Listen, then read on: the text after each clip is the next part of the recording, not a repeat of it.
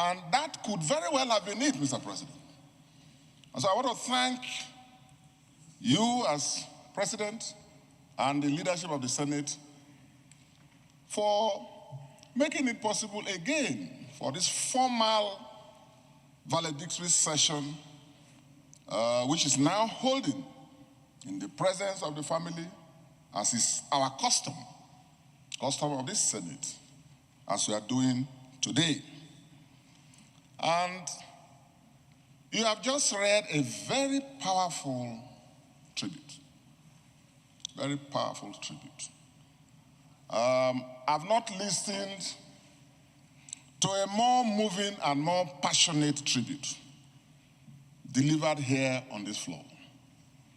And having been identified and called upon to speak immediately after that, I would ordinarily have applied to rest on the case that you have so ably marshaled out. But here we are talking about a colossus. And words can never be enough to describe the personality, his life, his sacrifices and services for our people and our nation.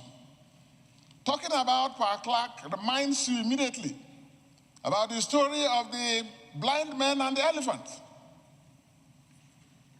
Because not one blind man in their blindness could describe in totality what the elephant was. Each took it from the point that they were able to touch, the leg, the trunk, and so on and so forth.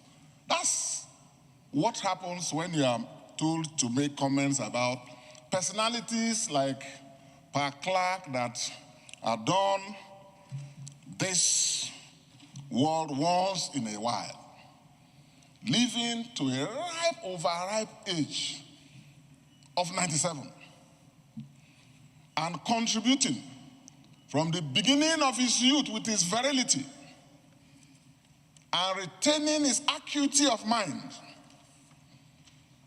and actively serving till the very last day and almost dying in service, in active service. So, Mr. President, I will only summarize that he lived a great life of service and dedication with dignity and with conviction. Right from his days as student leader in the UK, as a teacher amongst our people in the Western Niger Division, as it was at that time, and in all the offices to which he was appointed in the government of the old Midwestern state.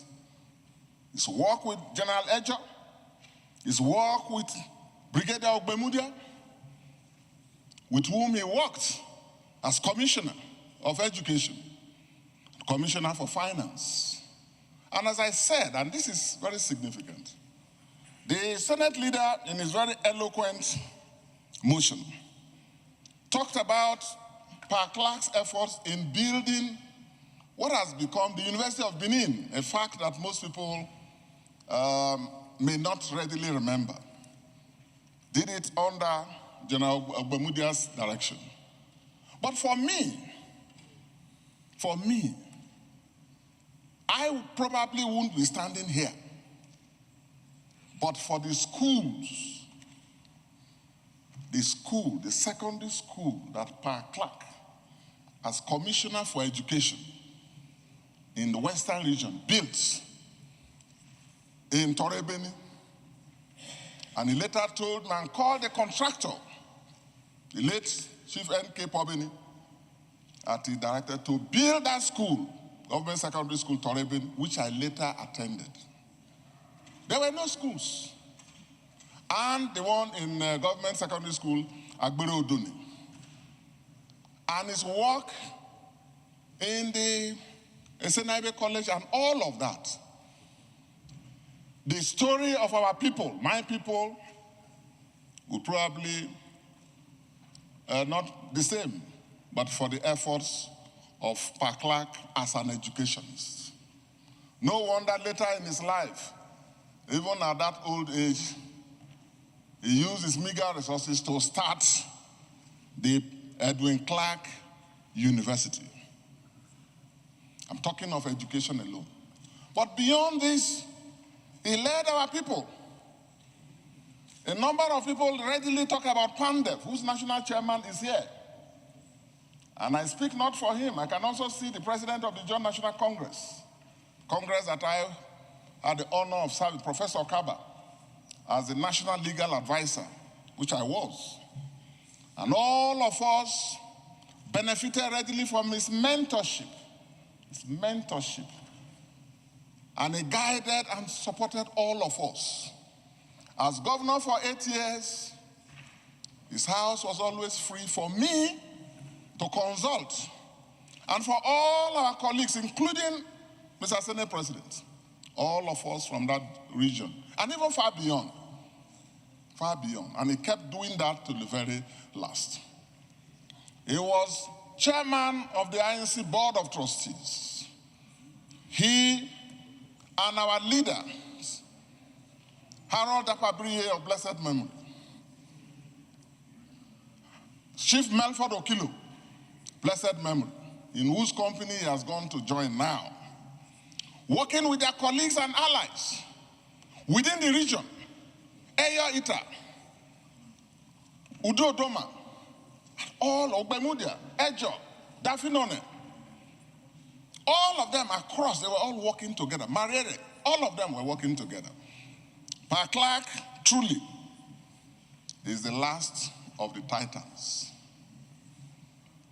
He formed with his colleagues SOPEC, the South-South People's Conference. He was the leader of the South-South group of leaders. He was the leader of the Southern Leaders Forum, Southern Nigeria Leaders Forum. He was the leader of the Southern Nigeria and Middle Belt Leaders Forum. Pandev is one of his well-known babies, but actually, it's a last born. But he has also mentored and left it in very capable hands, most of whom are here. So, I want to thank you and thank Paklag for his selfless and courageous dedication to the service of our people, of this country, and working for what was right and truth. Just before I sit, Paklag was always building bridges. Pa Debanjo, his brother, is also gone. Ezeife went before them. I think among that level is only Tanko Yakasai, who is alive. And yesterday I was pleased that his daughter was there at the 9th day of tributes. Let us rededicate ourselves as we pay tributes to the ideals that Paklag and his friends and colleagues all believed in. The ideal of a united, peaceful Nigeria, but founded on justice and inclusivity. A Nigeria that is for all, not for the big without the small, but a Nigeria for the big as well as the small, for the strong as well as for the weak. That was the Nigeria that they fought for. May his gentle soul rest peacefully in the bosom of our Lord. Amen. Thank you. Because of time,